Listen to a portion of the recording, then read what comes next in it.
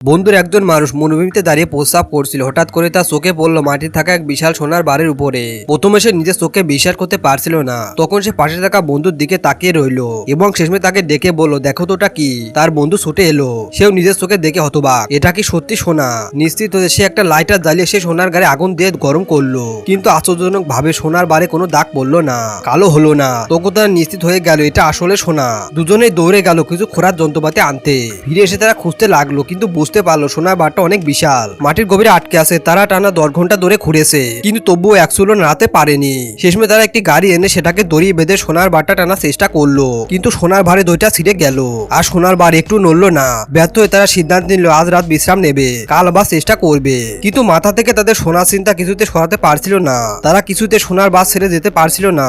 শেষ পর্যন্ত তারা ঠিক করলো এক গ্রামে গিয়ে খনন যন্ত্র আনবে আর অন্যজন মরুভূমিতে থেকে সোনার পাহারা দেবে। কিন্তু এখানে থাকবেটাকে, কারণ প্রথম ব্যক্তি সোনার বাটি খুঁজে পেয়েছিল, তাই সেই থেকে গেল পাহারায়। সে অপেক্ষা করলো 1 দিন 2 দিন 3 দিন 5 দিন, কিন্তু সে বন্ধু এলো না খনন যন্ত্র নিয়ে। মরুভূমিতে তার খাবার পানি সর্বশেষ হয়ে গিয়েছিল। সে হতাশে পড়লো, মনে মনে ভাবলো একটু যদি কাটতে পারতাম ওই সোনার বারের অংশ তাহলে চলে যেতাম। কিন্তু সেই লোভ সেই মোহ, সে সোনার পুরো বান না নিয়ে কিছুতে ফিরবে না।